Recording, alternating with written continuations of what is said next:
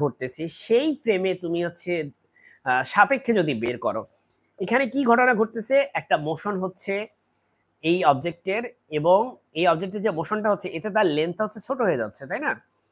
তাহলে এখানে লেন্থটা তুমি মেজার করতেছো কার, বলো মাই ডিয়ার স্টুডেন্টস? লেন্থ কি তুমি ওর মেজার করতেছো, এই ফ্রেমে মেজার করতেছো, নাকি অবজারভারের ফ্রেমে মেজার করতেছো? ডেফিনেটলি তোমার লেন্থ মেজার করতেছো বা এরিয়া মেজার করতেছো তুমি এই ফ্রেমে, যেটা হচ্ছে এটা একটা শীট, রাইট? এই শীটের ফ্রেমে তুমি মেজার করতেছো। তাহলে ঘটনাটা হচ্ছে তোমার যে মেজারমেন্টটা সেটা হচ্ছে তুমি করতেছো এই ফ্রেমে, তাহলে এই ফ্রেমটা নিজের সাপেক্ষে নিজে হচ্ছে স্টেশনারি। ও দেখবে তুমি উল্টা মুভ করতেছো উল্টা দিকে, তাই এটাকে আমরা বলি স্টেশনারি লেন্থ বা proper length. So proper length because ওর ফ্রেমে ঘুরতেছে, সো প্রপার লেন্থ। আর স্টেশনারি লেন্থ এবার ভাবতে পারো যে বিকজ নিজের সাপেক্ষে তো নিজে স্টেশনারি, তার মানে এখানে লেন্থ বের করবা এই ফ্রেম, এই শীটের যে ফ্রেমটা, এই ফ্রেমে কিন্তু ওর কাছে মনে হবে লেন্থ 12 মিটারই আছে।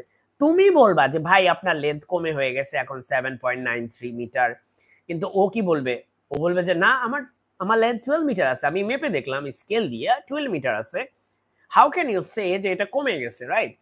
উল্টা আপনার ফ্রেমে হচ্ছে বস্তুগুলো হচ্ছে লেন্থ ছোট হয়ে যাইতেছে, ও বলবে, এই ফ্রেম থেকে কেউ বলবে যে ওরে ভাই আপনার ফ্রেমের লেন্থ গুলো হচ্ছে কন্ট্রাক্ট করতেছে, it's not my frame, it is your frame which is contracting. আপনার ফ্রেমে হচ্ছে যে অবজেক্টটি আছে সেগুলো হচ্ছে লেন্থ শ্রিঙ্ক করতেছে, ওকে? সো যাই হোক, যেহেতু মেজারমেন্টটা তুমি নিচ্ছ এই ফ্রেমের, সেজন্য এই ফ্রেমটাকে তুমি স্টেশনারি ফ্রেম ধরবা, বিকজ ফ্রেমটা নিজের রেসপেক্টে নিজে হচ্ছে stationary, right? I don't think আমি হচ্ছে, আই থিঙ্ক আমি ভালো মতো বোঝানোর চেষ্টা করছি। এখন দেখো তুমি না বুঝতে পারলে আমাকে জিজ্ঞেস করবা, মাঝে মাঝে এটা বেশ কনফিউজিং হয়ে যায় স্টুডেন্টদের জন্য। Okay, L equal to L not into root over 1 - v² / c²। দেখো এল নট বলতে বোঝায় এখানে স্টেশনারি লেন্থ বা প্রপার লেন্থ, যেটা হচ্ছে আমরা 12 মিটার বের করছিলাম। 12 মিটারই কেন? বিকজ ওর ফ্রেমে ও দেখবে যে হ্যাঁ আমার তো লেন্থ 12 মিটারই আছে। এটা হচ্ছে যেই ফ্রেমের মেজারমেন্ট নিচ্ছ, যেই ফ্রেমের লেন্থ নিচ্ছ, সেই ফ্রেম থেকে যদি তুমি মেজারমেন্টটা বলো কত, ও বলবে সবসময় 12। এটাই হচ্ছে তোমার এল নট। আর এল হচ্ছে এই ফ্রেমের বাহিরে, এই ফ্রেমের বাহিরে যে কোনো ফ্রেম, যে কোনো ইনার্শিয়াল রেফারেন্স ফ্রেম, এটা না শুধুমাত্র, ধরো এখানে আরেকজন আছে, এখানে আরেকজন আছে, ধরো এই জায়গায় আরেকজন আছে, এই জায়গায় আরেকজন আছে, এই যত অবজারভার, তখন এখানে আরেকজন আছে, হ্যাঁ, এই যত অবজারভার আছে এতগুলা ফ্রেম, এই সব ফ্রেম থেকে যদি এই লেন্থ তুমি মেজার করো, definitely they will not agree. ও বলবে ভাই আপনার লেন্থ 12 মিটার থেকে ধরেন 9 মিটার হয়ে গেছে, ও বলবে 7 মিটার হয়ে গেছে, ও হয়তো বললো লেন্থ হয়ে গেছে লেটস সে 6.5, ও বলল লেন্থ হয়ে গেছে কত 7.93।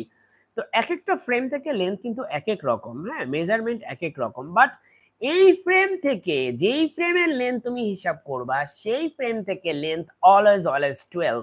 ও কিন্তু ওর লেন্থ কখনো ছোট দেখবে না, ও দেখবে উল্টা এই ফ্রেম গুলার লেন্থ হচ্ছে কন্ট্রাক্ট করে গেছে, বিকজ ওর কাছে মনে হচ্ছে ও স্টেশনারি, ওরা হচ্ছে সবাই এদিকে মুভ করতেছে, ওরা হচ্ছে সবাই হচ্ছে বামে মুভ করতেছে, ও ডানে মুভ করতেছে না, ও মনে করতেছে ও স্টেশনারি, তোমরা বাবুরা সবাই হচ্ছে ডানে মুভ, সরি বামে মুভ করতেছো।